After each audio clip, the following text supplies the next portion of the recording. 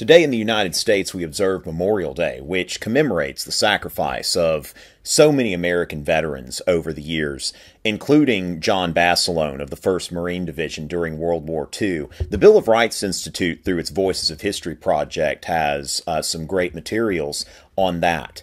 And, of course, somebody like John Basilone represents civic virtue, when we think in terms of being able to give one's life in exchange for the good of others, the good of the country, for some sort of higher principle.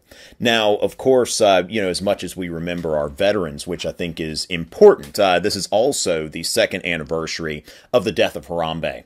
And while a lot of people would say, well, that's a dead meme or something like that, come on, everybody forgot about him a long time ago.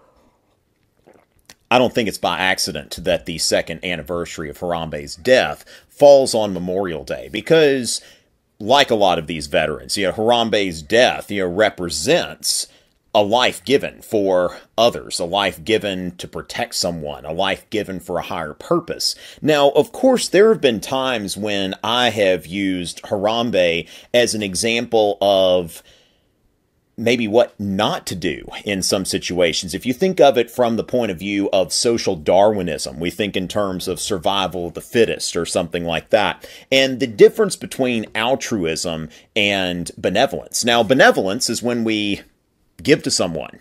We've got some extra. We don't necessarily hurt ourselves by giving. Altruism is when we give of ourselves in a way that hurts us in order to help someone who may or may not deserve our help.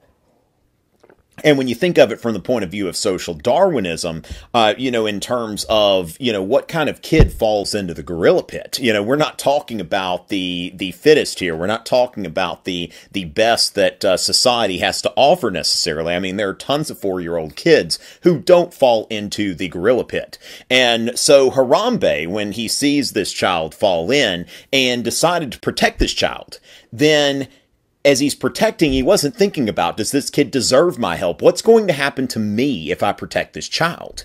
And, so I thought in terms of, kind of like the Gilded Age philanthropist, they thought about, they weren't just giving money indiscriminately to the homeless or soup kitchens or anything like that, but they gave money to cure diseases, for public health, to support the arts and to support education. And so, maybe Harambe could have thought a little bit more about, is this person necessarily worth my help? And what is the sacrifice here? Was it worth Harambe's own life? Now, of course, then I was talking to my friend and colleague, Jewel Davis, who always gives me things to think about. And she was talking about, well, this animal was in captivity his entire life.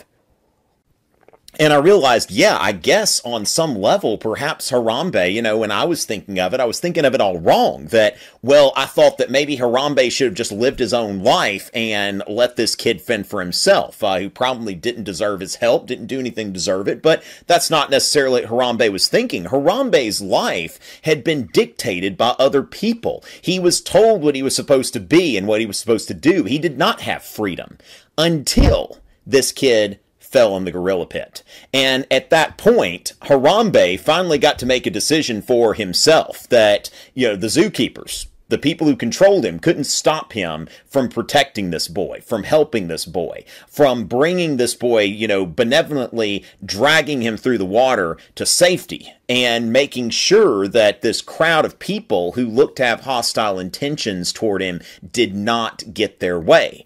And when it comes down to it, maybe he didn't care. Maybe in doing what he chose to do, helping the person who needed his help and giving his life for something outside of himself, maybe that's the lesson from Harambe. And maybe that is what we need to take from this, is that sometimes, maybe there are some times when people don't deserve your help, but then there are other times when maybe people are worth the risk. And maybe sometimes it's worth staking your life for the good of someone else. And so whether we're remembering John Basilone and these heroic American veterans, or we're remembering Harambe, let's remember as we live our lives, sometimes somebody falls into the theoretical gorilla pit, and maybe we're in a position to help that no one else is in. Thank y'all for listening to this. This is a little bit different than most of my other videos, but I thought I needed to get this out there. Never forget. Rest in peace, Harambe.